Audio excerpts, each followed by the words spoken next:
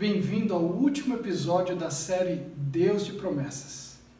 Esse é o 7º episódio de uma série que abordou promessas especiais de Deus para nós nesse momento difícil e turbulento que o mundo passa. Hoje vamos estudar a maior promessa de todas, a promessa de salvação. Mas antes de estudar, eu quero convidar você para orar comigo. Feche seus olhos. Vamos orar? Senhor, obrigado porque Tu és um Deus de promessas, promessas verdadeiras, promessas que se cumprem. E confiantes nessa promessa, que nós Te pedimos para cumprir a maior de todas as promessas em nossa vida, que é a promessa de salvação. Se faça presente nesse estudo. Abençoa cada pessoa que me escuta nesse momento. Abre nossa mente e o nosso coração para Te ouvir. Pedimos em nome de Jesus. Amém. O texto onde nós vamos encontrar a promessa de hoje está no livro de João, no capítulo 5 e o verso 24. O Evangelho de João, capítulo 5 e o verso 24. E esse texto diz: Eu lhes asseguro, quem ouve a minha palavra e crê naquele que me enviou, tem a vida eterna e não será condenado, mas já passou da morte para a vida. O conceito de herói em nossos dias, difundido através de filmes, histórias em quadrinhos, livros, desenhos animados, que mostram homens e mulheres com poderes incomuns, fazendo o impossível e salvando a vida de pessoas comuns, está muito impregnado em nossos dias. Por que será que tal conceito faz tanto sucesso e mexe com a cabeça de tanta gente? Não pode ser apenas por causa do superpoder.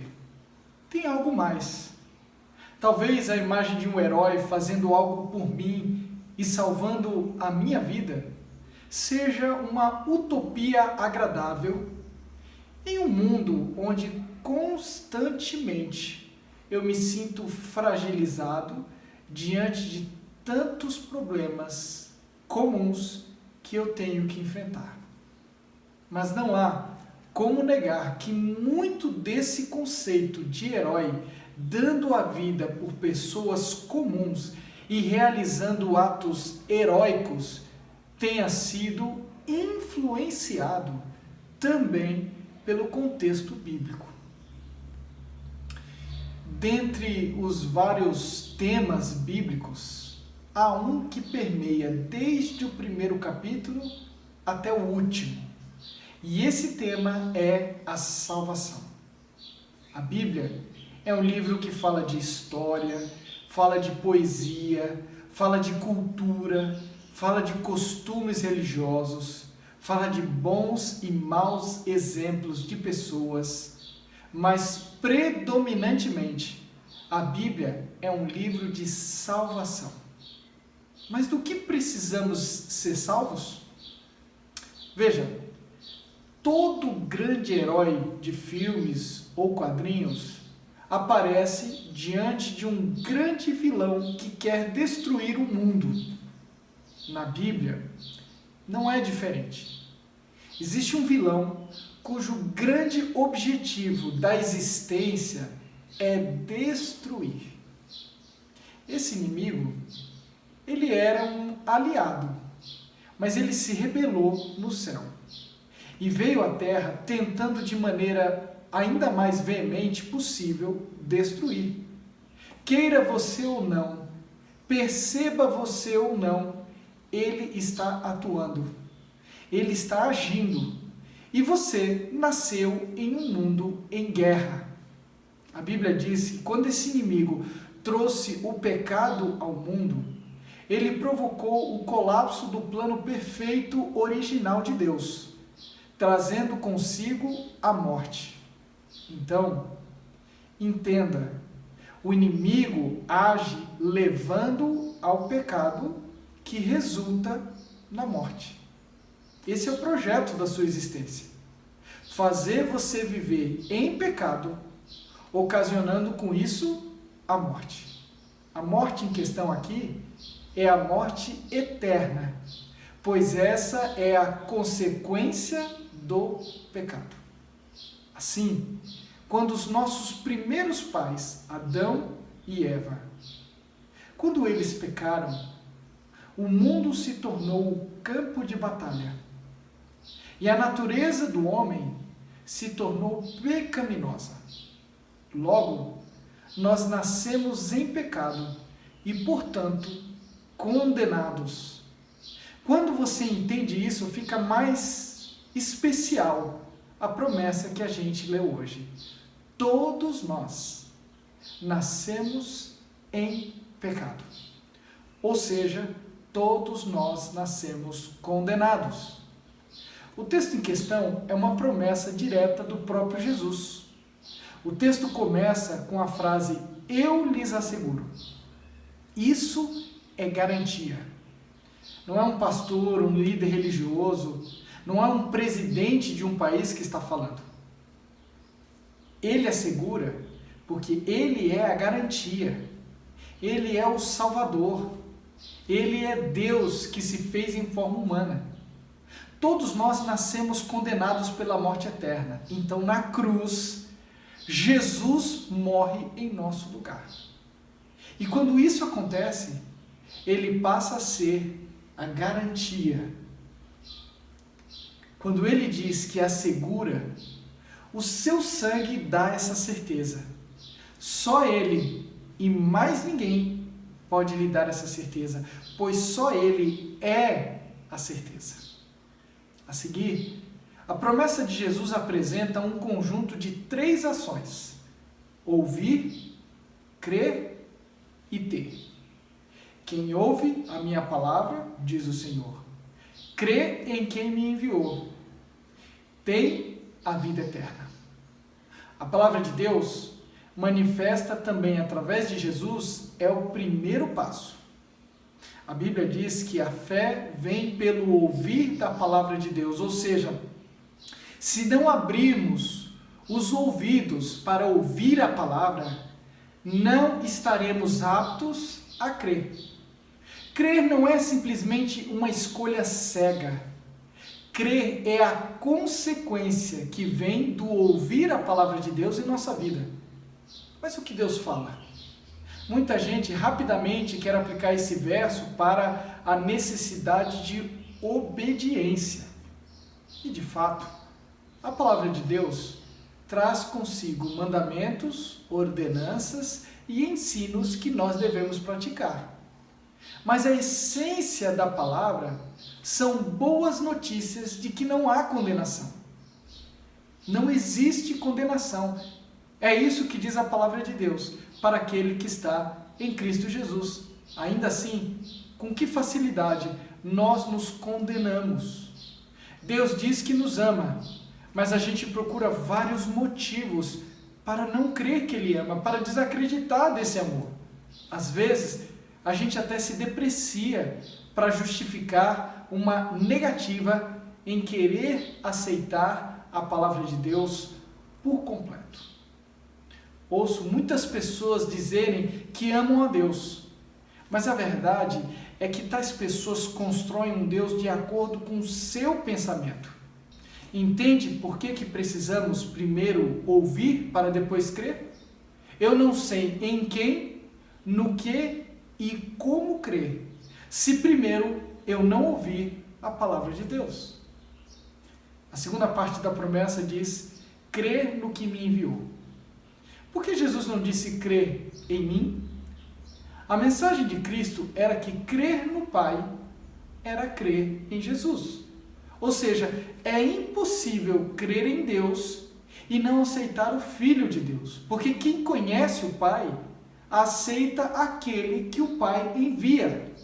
Isso não vale apenas para Jesus, mas vale também para os seguidores de Jesus. Crer no Pai é estar com o coração aberto para ouvir os recados e mensagens que o Pai envia através do Filho, ou mesmo através dos seus profetas, ou ainda através dos seus servos. Perceba que a base da religião descrita aqui é um relacionamento que se estabelece na confiança. A terceira parte do texto diz: tem a vida eterna. É presente, não é futuro, não é terá a vida eterna. Não confunda a morte temporária com a morte eterna. São duas coisas diferentes. A morte temporária é o sono da morte que acomete a todos os que vivem as consequências do pecado aqui nesse mundo. A morte eterna, ela só será aplicada no final dos tempos, quando os ímpios ressuscitarem após o milênio e finalmente receberem a condenação eterna.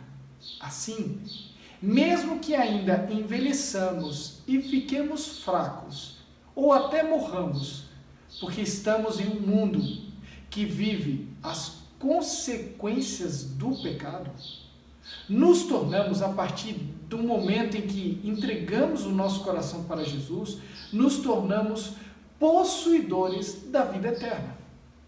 É uma relação de confiança. A vida eterna está garantida a você desde hoje. A promessa termina com mais uma boa notícia. Já passou da morte para a vida.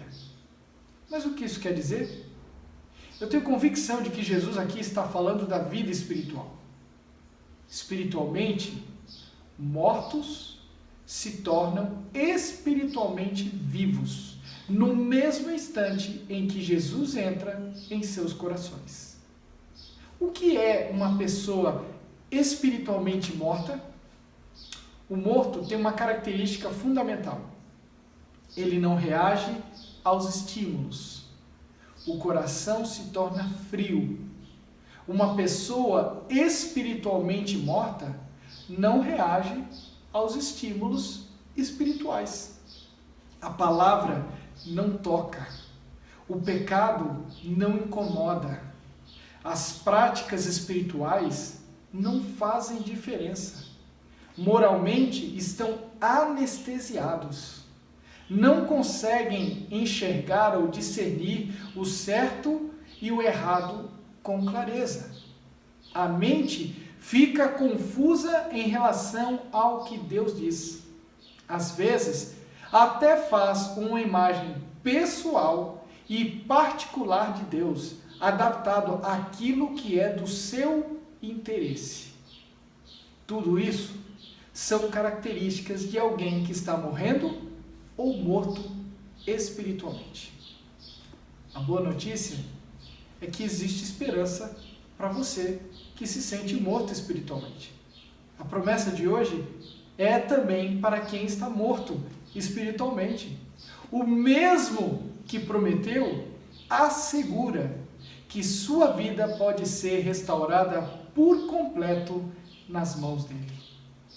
Nas últimas 6 semanas, estudamos promessas especiais de Deus, que falavam de cura, de sustento, de paz, de companheirismo, entre outros assuntos. Mas a promessa que nós estudamos hoje, ela é a maior de todas as promessas. Por quê? Porque todas as demais promessas falavam de coisas que a gente precisa agora. Focavam na vida como nós conhecemos aqui nessa terra.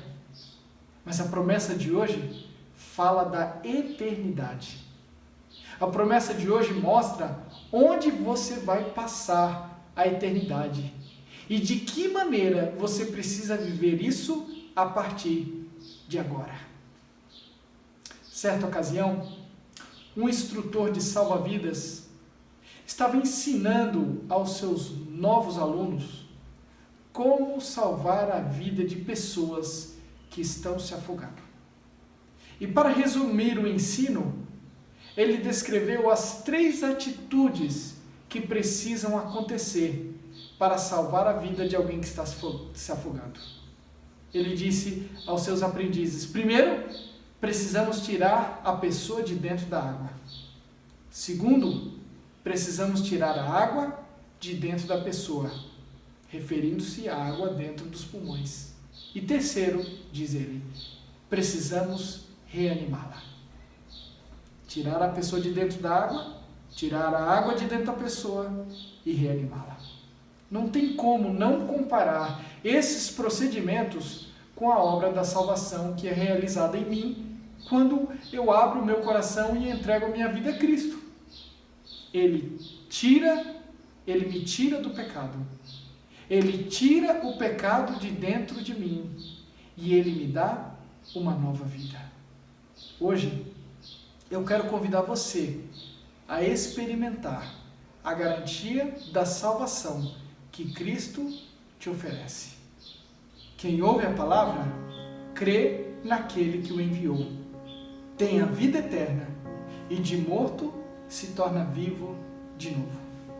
Talvez eu falo para alguém que pela primeira vez está ouvindo a palavra através desse vídeo. Não importa de onde você vem, que igreja você frequenta, ou quem sabe se não frequenta nenhuma igreja, e nem mesmo as coisas erradas que você já fez na vida. Existe uma promessa de salvação para quem está condenado. E se você não percebeu, todos nós nascemos condenados. Então passe hoje da morte para a vida, da maldição para a bênção, da condenação para a salvação.